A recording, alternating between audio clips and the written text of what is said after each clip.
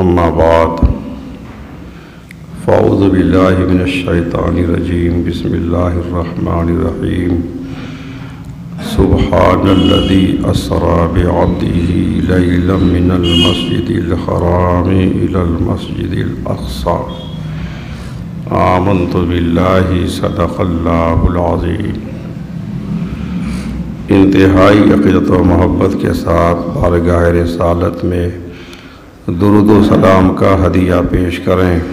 اللہم صلی علی سیدنا مولانا محمد معدن الجود والکرم وآلہ وبارک وسلم صلاۃ و سلام علیک یا رسول اللہ صلی اللہ علیہ وسلم۔ حضرات، ہم نے خطبے میں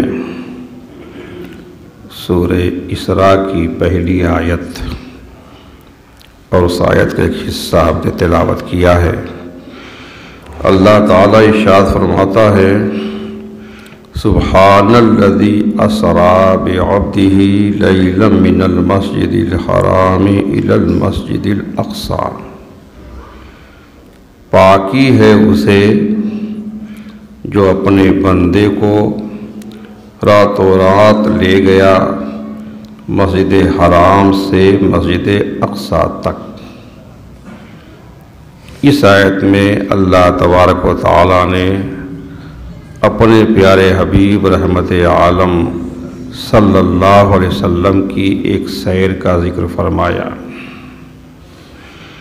ایک لفظ ہے اسراء، اس پہ جو اسراء کا لفظ آیا ہے وہ اسراء ہی سے بنا ہے، رات میں کسی کو سیر کرانا، کسی کو لے جانا۔ اور ایک لفظ ہے معراج، اور ایک لفظ ہے عروج۔ یہ تین الفاظ ہیں، اسراء، معراج، عروج۔ اللہ تبارک و تعالیٰ کی تین ایسی عظیم نعمتیں ہیں جو ایک ہی رات میں ظاہر ہوئیں، اور عالم خواب میں نہیں بلکہ عالم بیداری میں۔ اللہ کے پیارے حبیب کو اللہ نے یہ نعمتیں جو دیں تو خواب میں نہیں، بیداری میں حضور جاگ رہے تھے، تو بیداری میں ان حقیقتوں کا ظہور ہوا، جس سے مصطفیٰ جان رحمت صلی اللہ علیہ وسلم کو سرفراز فرما کر اللہ تعالیٰ نے ساری کائنات کو اس بات کا مزید یقین دلا دیا کہ وہ قادر مطلق ہے، وہ جب اور جس وقت چاہے اپنے بندے خاص کو، اپنے رسول مقرب کو آنے واحد میں ایک لمحے میں زمین و آسمان کی سیر کرا سکتا ہے اور اپنی بارگاہ قرب میں پہنچا سکتا ہے۔ اللہ نے اپنے پیارے حبیب سید عالم نور مجسم جناب محمد رسول اللہ صلی اللہ علیہ وسلم کو اس رات میں جو سیر کرائی، اس کی تین منزلیں ہیں، تین مرحلے ہیں اس کے۔ پہلا مرحلہ مسجد حرام سے مسجد اقصی تک ایک سیر ہوئی، اس کا نام اسراء ہے۔ مسجد حرام سے مسجد اقصی تک جو آپ براق سے تشریف لے گئے، اللہ نے سیر کرائی، اس کو اسراء کہتے ہیں۔ اور دوسرا مرحلہ ہے مسجد اقصی سے سدرۃ المنتہا تک آپ کا جانا، اس کو معراج کہتے ہیں۔ مسجد اقصی سے سدرۃ المنتہا تک جانے کو معراج کہا جاتا ہے۔ اور پھر تیسرا مرحلہ ہے سدرۃ المنتہا سے آگے لا مقام قرب خاص میں پہنچنا اور اللہ تعالیٰ کا دیدار حاصل کرنا، اس کا نام عروج ہے۔ اسراء، معراج اور عروج۔ قرآن کریم اور حدیث پاک کے فرمودات سے آقائے دو جہاں صلی اللہ علیہ وسلم کی 30 معراج ثابت ہے۔ صرف ایک بار آپ کو معراج نہیں ہوئی، قرآن پاک سے اور احادیث سے 30 معراجیں ثابت ہیں، ان میں 29 معراجیں منامی یعنی خواب کی ہیں اور ایک معراج جسمانی ہے۔ 29 معراجیں منامی ہیں، خواب کی معراج ہے، معراج منامی، اور ایک معراج جسمانی ہے جو جسم کے ساتھ آپ کو معراج ہوئی۔ اور جسمانی معراج جو اللہ نے آپ کو عطا فرمائی اس کا آدھا ذکر یہاں ہے سورہ اسراء میں، اس کو سورہ بنی اسرائیل بھی کہتے ہیں، آدھا ذکر ہے۔ اس میں کیا ہے؟ روئے زمین کی سیر کرنا، روئے زمین کے نیچے عالم برزخ کی سیر کرنا، جہنم کی سیر کرنا، تحت الثری کی سیر کرنا، ان سب کا ذکر اس آیت میں آ گیا۔ یہ زمین کی پوری سیر ہو گئی، زمین کا نچلا حصہ تحت الثری، جہنم بھی چونکہ نیچے ہے، عالم برزخ کی بھی سیر کی کہ آپ نے دیکھا کہ حضرت موسیٰ علیہ السلام اپنی قبر میں نماز پڑھ رہے ہیں۔ تو آدھا اس میں ہے، اور آدھا حصہ یعنی بیت المقدس سے اوپر آسمانوں کی سیر، بیت المعمور میں جانا، سدرۃ المنتہا پہ جانا، لامکاں کی حاضری، ان سب کا ذکر 27ویں پارہ سورہ نجم میں ہوا ہے۔ صدر الافاضل مولانا نعیم الدین مراد آبادی رحمۃ اللہ علیہ خزائن العرفان میں تحریر فرماتے ہیں، جو قرآن کریم کی تفسیر ہے، جو ترجمہ اعلیٰ حضرت کا ہے، اس کے ساتھ اس تفسیر بھی چھپتی ہے۔ میں ان کی تحریر آپ کو سنا دیتا ہوں، جس میں معلوم ہو جائے کہ معراج کے بارے میں کیسا عقیدہ رکھنا ضروری ہے اور کتنا عقیدہ رکھنا بالکل فرض ہے۔ فرماتے ہیں کہ معراج شریف نبی کریم صلی اللہ علیہ وسلم کا ایک جلیل معجزہ ہے اور اللہ تعالیٰ کی عظیم نعمت ہے، اور اس سے حضور صلی اللہ علیہ وسلم کا وہ کمال ظاہر ہوتا ہے جو مخلوق الہی میں آپ کے سوا کسی کو میسر نہیں۔ نبوت کے 12ویں سال جب آپ نے نبوت کا اعلان فرمایا تو 12ویں سال یعنی 23 سال نبوت کا زمانہ رہا، آپ بحیات رہے اعلان کے بعد، تو اس کا بیچ والا جو حصہ ہے 12ویں سال سید عالم صلی اللہ علیہ وسلم اس سے نوازے گئے۔ مشہور یہی ہے کہ 27ویں رجب کو معراج ہوئی۔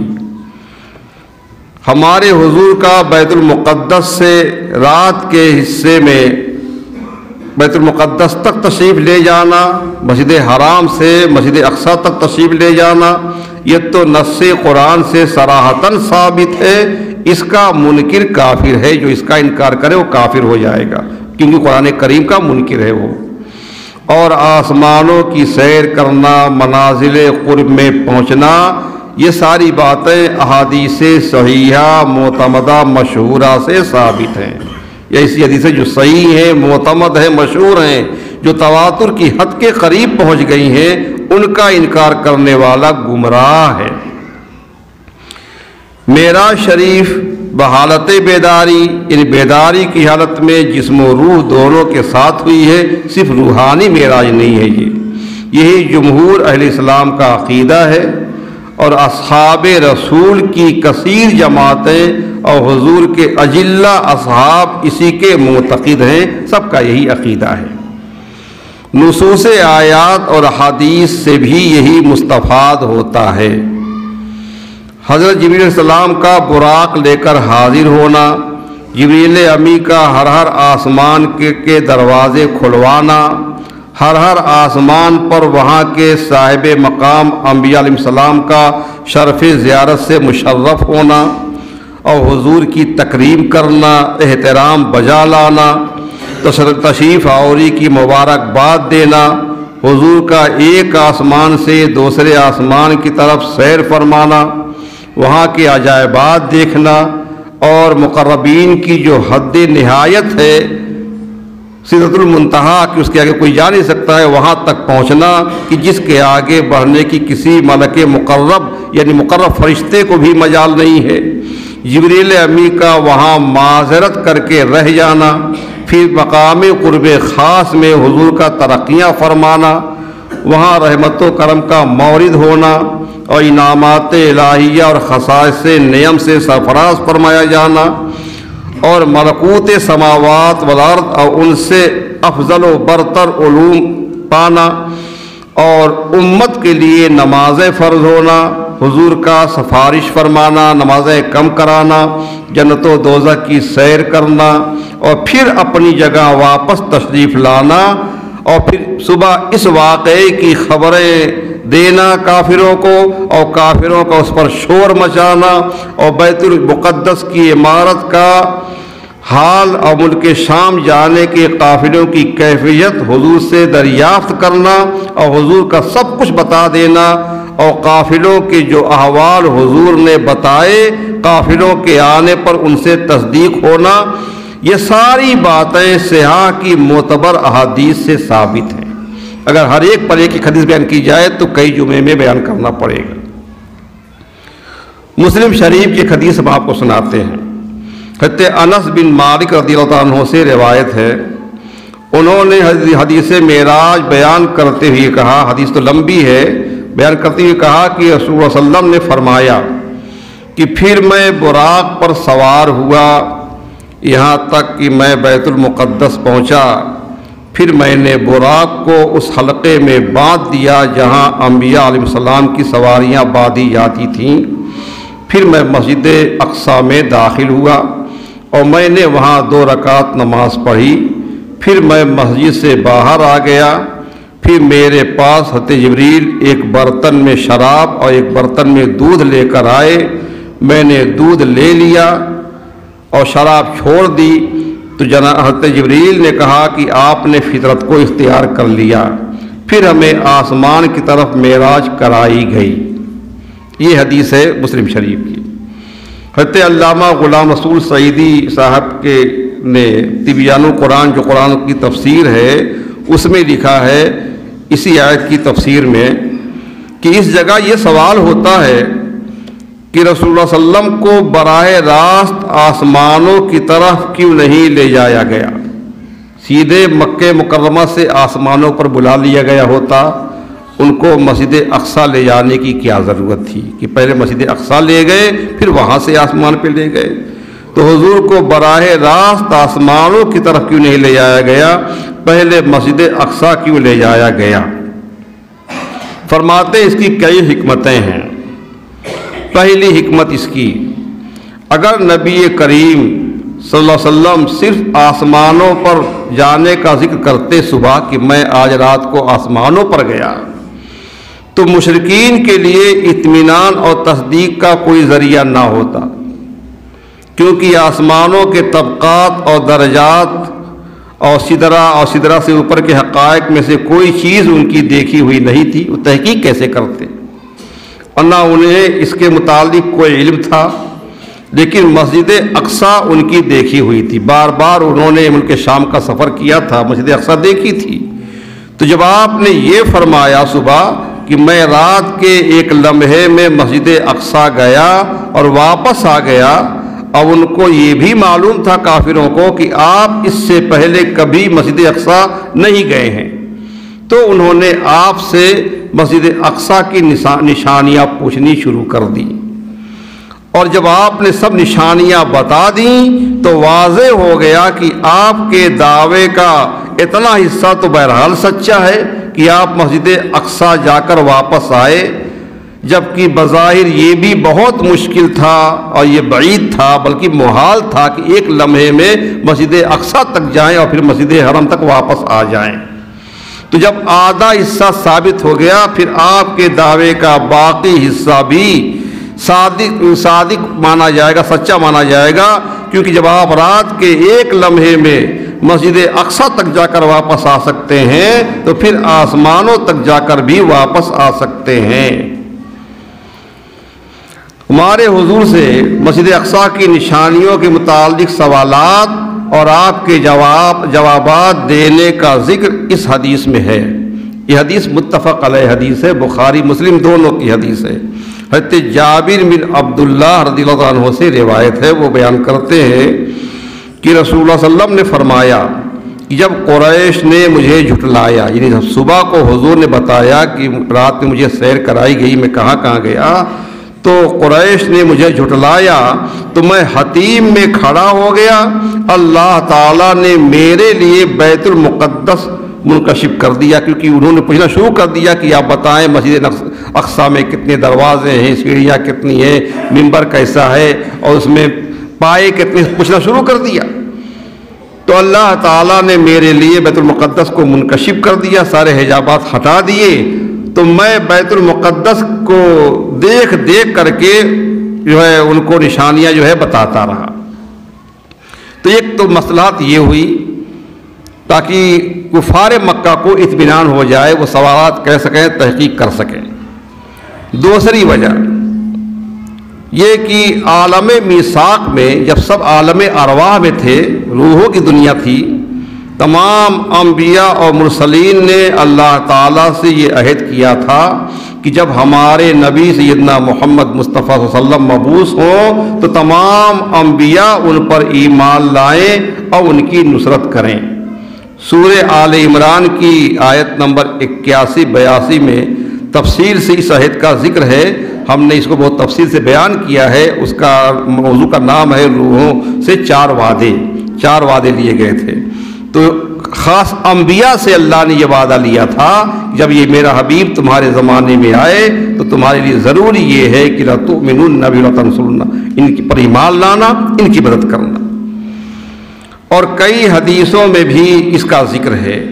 تو ہمارے حضور کا شب معراج مسجد اقصیٰ سے ہوتے ہوئے آسمانوں پر جانا اس لیے تھا کہ اپنے اپنے زمانوں میں انبیاء سابقین نے آپ پر ایمان لانے اور آپ کی نصرت کرنے کا جو عہد کیا تھا وہ عہد پورا ہو جائے۔ سارے انبیاء وہاں اکٹھا ہیں، آپ پہنچے، سب لوگوں نے آپ سے بیعت کی، وہ وعدہ پورا ہو گیا۔ تیسری وجہ، مسجد اقصیٰ سے ہو کر آسمانوں کی طرف جانے کی تیسری حکمت یہ ہے کہ آپ کا مسجد اقصیٰ جانا اور نبیوں کی امامت فرمانا معراج کی تصدیق کا اور خصوصاً بیداری میں اور جسم کے ساتھ معراج کا ذریعہ بن گیا کہ معراج کی تصدیق ہو گئی۔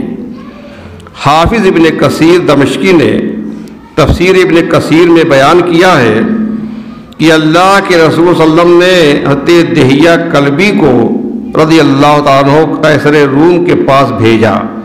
صلح حدیبیہ کے بعد جب آپ نے بادشاہوں کے پاس خطوط لکھے تھے تو قیصر روم جو روم کا شہنشاہ تھا اس کے پاس بھی خط بھیجا تھا حضرت دہیہ کلبی کو دے کر کے۔ پھر ان کے وہاں جانے اور قیصر روم کے سوالات کے جواب دینے کا ذکر کیا ہے۔ پھر بیان کیا ہے کہ شام کے تاجروں کو بلایا گیا تحقیق کے لیے۔ ہرقل بادشاہ کا نام تھا قیصر کا، شام کے تاجروں کو بلایا گیا تو ابو سفیان بھی گئے تھے، اس وقت یہ کافر تھے، مسلمانوں کے سب دشمن تھے۔ ابو سفیان اور ان کے ساتھیوں کے آنے کا پھر ذکر کیا گیا تفصیل سے۔ پھر ہرقل نے ابو سفیان سے کچھ سوالات کیے تھے اور ابو سفیان نے جوابات دیے تھے، ان کا تفصیلی ذکر بخاری شریف اور مسلم شریف میں ہے۔ ابو سفیان نے پوری کوشش کی کہ قیصر روم کی نگاہوں میں نبی کریم کا مرتبہ کم کر دے، لیکن ایسی کوئی بات سمجھ نہیں آ رہی تھی جس سے حضور کی تنقیص کر سکیں۔ باتیں ہو رہی تھی، انہی باتوں کے درمیان ان کو واقعی معراج یاد آیا۔ تب انہوں نے قیصر روم سے کہا، اے بادشاہ، کیا میں آپ کو ایسی بات نہ سناؤں جس سے اس شخص کا جھوٹ تم پر واضح ہو جائے گا کہ کتنا بڑا جھوٹ بولتا ہے وہ؟ قیصر نے پوچھا وہ بات کیا ہے؟ تو ابو سفیان نے جو ہے یہ کہا کہ وہ یہ کہتے ہیں کہ وہ ایک ہی رات میں ہماری زمین حرم سے نکل کر تمہاری اس مسجد بیت المقدس میں پہنچے اور اسی رات کو صبح سے پہلے پہلے ہمارے پاس حرم میں واپس پہنچ گئے۔ اتنا بڑا دعویٰ کرتے ہیں، بھلا یہ ممکن ہے؟ جب یہ باتیں کہہ رہے تھے کہ ان کا اتنا بڑا دعویٰ ہے کہ تھوڑے سے وقت میں وہ مکے سے یہاں آئے، پھر یہاں سے وہاں پہنچ گئے، ابھی ہرقل نے کوئی جواب نہیں دیا تھا کہ بیت المقدس کا جو بڑا عابد تھا وہ بادشاہ کے سرانے کھڑا ہوا تھا، وہ کہنے لگا کہ ہاں مجھے اس رات کا علم ہے، مجھے اس رات کا علم ہے۔ اب قیصر نے اس کی طرف مڑ کر دیکھا اور پوچھا تمہیں اس رات کا کیسے علم ہے؟ اس نے کہا کہ میں ہر رات کو سونے سے پہلے مسجد اقصی کے تمام دروازے بند کر دیا کرتا تھا۔ اس رات کو میں نے ایک دروازے کے علاوہ سارے دروازے بند کر دیے اور وہ دروازہ نہیں بند ہوا۔ اس وقت وہاں جتنے کارندے تھے سب نے پوری کوشش کی مگر وہ دروازہ بند نہ ہو سکا۔ ہم اس دروازے کو اپنی جگہ سے ہلا بھی نہیں سکے، یوں لگتا تھا کہ جیسے ہم کسی پہاڑ کے ساتھ زور آزمائی کر رہے ہیں۔ ہم نے کہا صبح کو کسی بڑھئی کو بلا کر دکھا دیں گے اور کہ اس میں کیا نقص ہے، کیا کمی ہو گئی ہے، اور اس رات کو دروازہ یوں ہی کھلا چھوڑ دیا گیا۔ اور صبح کو ہم نے دیکھا کہ مسجد کے ایک گوشے میں جو پتھر تھا اس میں سوراخ تھا اور پتھر میں سواریوں کے بدھنے کے نشانات تھے۔ تو میں نے اپنے ساتھیوں سے کہا کہ جو رات گزری ہے اس رات کو وہ دروازہ اس لیے بند نہیں ہو سکا تھا کہ اس دروازے سے ایک نبی کو آنا تھا، اور اس رات ہماری اس مسجد میں تمام نبیوں نے نماز پڑھی ہے۔ تو اس روایت سے بھی یہ بات معلوم ہوئی کہ نبی اکرم مسجد اقصی سے گزر کر جو آسمانوں کی طرف گئے اس میں یہ حکمت بھی تھی کہ آپ کا وہاں جانا واقع معراج کی تصدیق کا ذریعہ بن جائے۔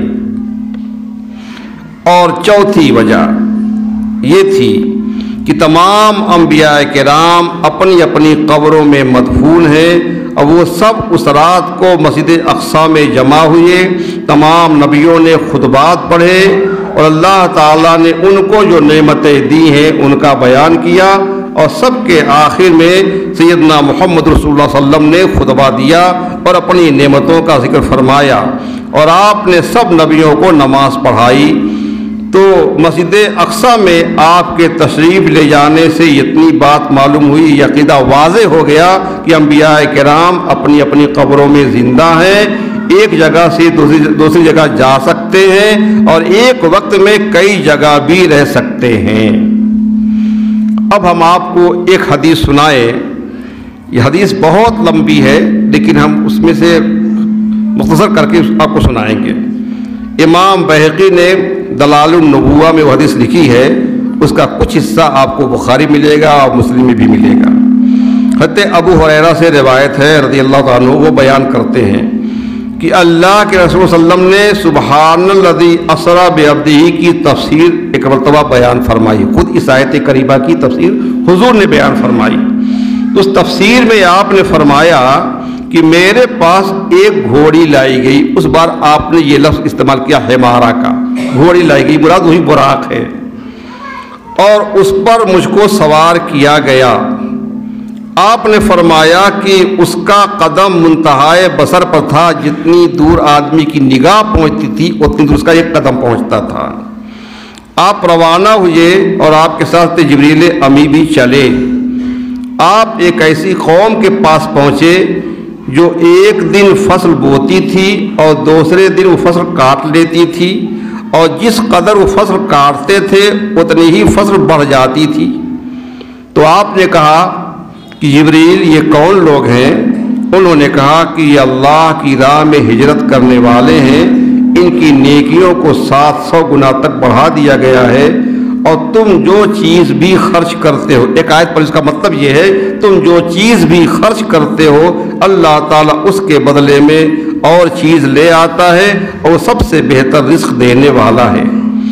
پھر آپ ایک ایسی قوم کے پاس آئے جن کے سروں کو پتھروں سے کچلا جا رہا تھا، اور جب سر کچل دیا جاتا تھا تو وہ سر پھر درست ہو جاتا تھا، اور ان کو مہلت نہ ملتی تھی پھر سر کو کچل دیا جاتا تھا۔ میں نے کہا جبریل یہ کون لوگ ہیں؟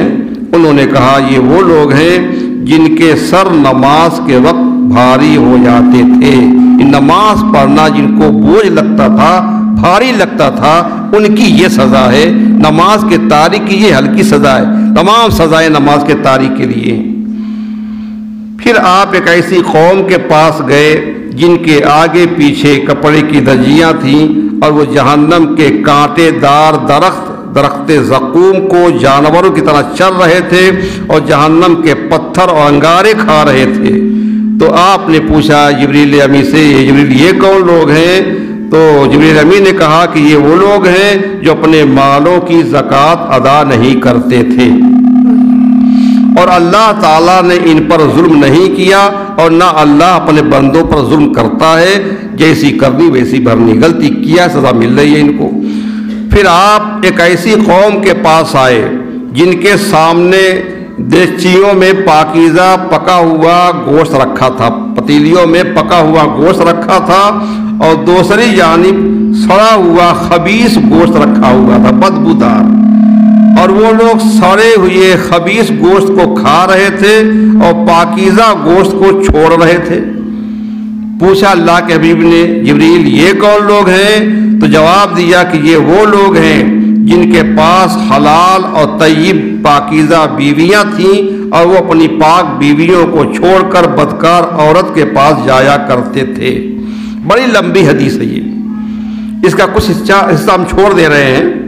پھر حضور نے فرمایا کہ پھر آپ روانہ ہوئے یہاں تک کہ بیت المقدس میں آ گئے، اور آپ نے ایک پتھر کے پاس اپنی سواری باندھی۔ پھر آپ بیت المقدس میں یعنی مسجد اقصی میں داخل ہوئے۔ کبھی بیت المقدس بولتے ہیں تو مسجد اقصی مراد ہوتی ہے، کبھی پورا شہر مراد ہوتا ہے۔ اور فرشتوں کے ساتھ آپ نے نماز پڑھی۔ تو پہلی نماز جو آپ نے پڑھی ہے فرشتوں کے ساتھ پڑھی ہے۔ فرشتوں نے اللہ کی بارگاہ میں عرض کیا تھا، مولا ہمیں اپنے حبیب کا دیدار کرا۔ تو سب فرشتے وہاں اکٹھا ہوئے، فرشتوں کو آپ نے نماز پڑھائی۔ پھر اس کے بعد انبیاء کرام آئے۔ اب انبیاء کرام آئے تو انبیاء کرام کا پہلے ایک جلسہ ہوا ہے مسجد اقصی میں۔ یہ انبیاء کرام انہوں نے اپنے رب کی حمد و ثنا کی، اور پھر اس میں جو بڑے بڑے انبیاء تھے، انبیاء تو تقریباً 1,24,000 کم و بیش ہیں، جو اجلے انبیاء تھے انہوں نے خطاب کیا تھا، انہوں نے تقریر کی تھی۔ حضرت سیدنا ابراہیم صلی اللہ علیہ السلام سب سے پہلے کھڑے ہوئے۔ اب یہ انبیاء کرام کا مجمع، سارے انبیاء وہاں اکٹھا ہیں۔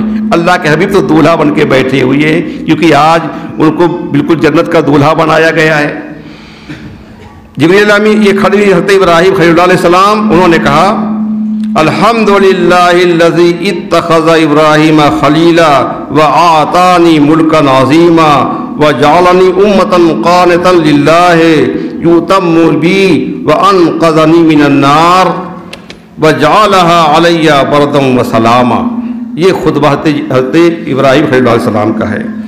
سب تعریفیں اللہ کے لیے جس نے ابراہیم کو اپنا خلیل بنایا، اور جس نے مجھے ملک عظیم عطا فرمایا، اور جس نے مجھے اللہ سے ڈرنے والی امت بنایا، میری پیروی کی جاتی ہے، اور اس نے مجھے آگ سے بچایا، مراد نمرود کی آگ ہے، اس نے مجھے آگ سے بچایا اور اس آگ کو میرے لیے ٹھنڈی اور سلامتی والی کر دیا۔ آپ نے یہ خطبہ دیا، پھر آپ بیٹھ گئے۔ پھر حضرت داؤد خلیفۃ اللہ، یہ خلیفۃ اللہ ہیں علیہ السلام، وہ کھڑے ہوئے۔ انہوں نے اپنے رب کی حمد و ثنا بیان کرتے ہوئے کہا الحمدللہ الذی حولنی ملکا وانزل علی الزبور والعنا للحدید وسخر لی الطیر والجبال وآتانی الحکمت وفصل الخطاب۔ سب تعریفیں اللہ کے لیے جس نے مجھے ملک عطا فرمایا۔ یہ بادشاہ تھے، پہلے بادشاہ ہے، پیغمبر بھی ہیں، بادشاہ بھی ہیں، اور مجھ پر اس نے زبور نازل فرمائی، اور میرے لیے اس نے لوہے کو نرم کر دیا۔ یہ ان کا معجزہ تھا، ہاتھ میں لوہا لیتے نرم ہو جاتا تھا، وہ جیسے چاہے تیسے بنا دیں۔ اور میرے لیے پرندوں کو اور پہاڑوں کو مسخر کیا، اور مجھے حکمت عطا فرمائی، اور فیصلہ سنانے والا منصب مجھے عطا فرمایا۔ اس کے بعد سلیمان علیہ السلام کھڑے ہوئے، حضرت داؤد کے صاحبزادے سلیمان بن داؤد علیہ السلام کھڑے ہوئے۔ انہوں نے خطبہ شروع کیا الحمدللہ الذی سخر للریاح والجن والانس وسخر للشیاطین یعملون لی ما شئت من محاریب وتماثیل الآیۃ وعلمنی منطق الطیر وکل شیء وأصال لی عین القطر۔ یعنی سب تعریفیں اللہ کے لیے جس نے میرے لیے مسخر کیا ہواؤں کو، ہواؤں پہ ان کا تخت اڑتا تھا، ہواؤں کو، جناتوں کو، انسانوں کو، اور میرے لیے شیطانوں کو مسخر کیا۔ میں جو کچھ بھی چاہتا ہوں میرے لیے بنا دیتے ہیں، محرابیں بناتے ہیں، مجسمے بناتے ہیں، اور اس نے مجھے چڑیوں سے بات کرنا سکھایا، ہر چیز سکھائی، اور میرے لیے پگھلائے ہوئے تانبے کا چشمہ بہایا۔ وَآتَانِي مُلْكًا عَظِيمًا لَا يَنبَغِي لِأَحَدٍ بَعْدِي، مجھے عظیم ملک عطا فرمایا کہ میرے بعد کسی کے لیے سزاوار نہیں ہے۔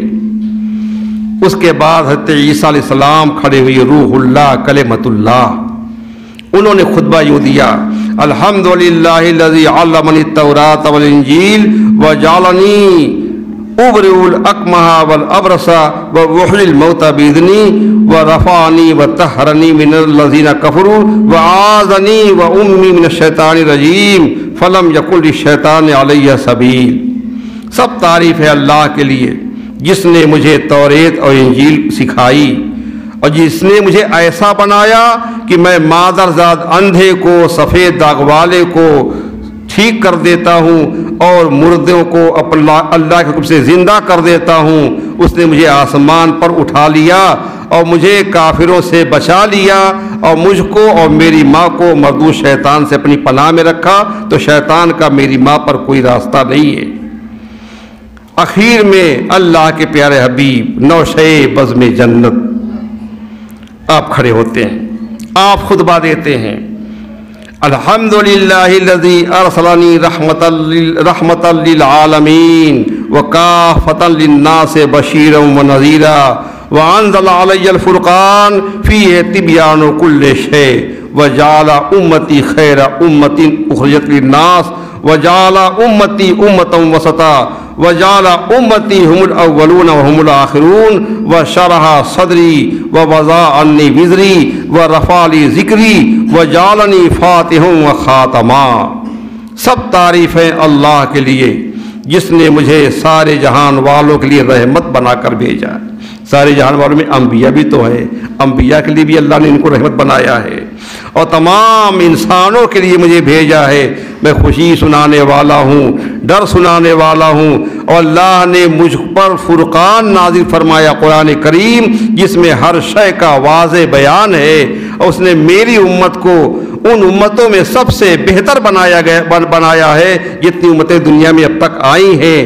میری امت کو درمیانی امت بنایا ہے، اور میری امت کو ایسا بنایا کہ میری امت اول بھی ہے، آخر بھی ہے، دنیا میں آنے کے اعتبار سے آخر ہے، اور جنت میں جانے کے اعتبار سے اول ہے۔ وشرح صدری، اور اللہ نے میرا سینہ کھول دیا، اللہ نشرح لک صدرک، میرا سینہ کھول دیا ہے، مجھ سے میرا بوجھ اٹھا دیا ہے، اور میرا ذکر بلند فرمایا، ورفعنا لک ذکرک، اور مجھے ابتدا کرنے والا اور نبیوں کا خاتم بنایا ہے۔ اب میرے بعد نبوت کا دروازہ بند ہے، کوئی نبی آنے والا نہیں ہے۔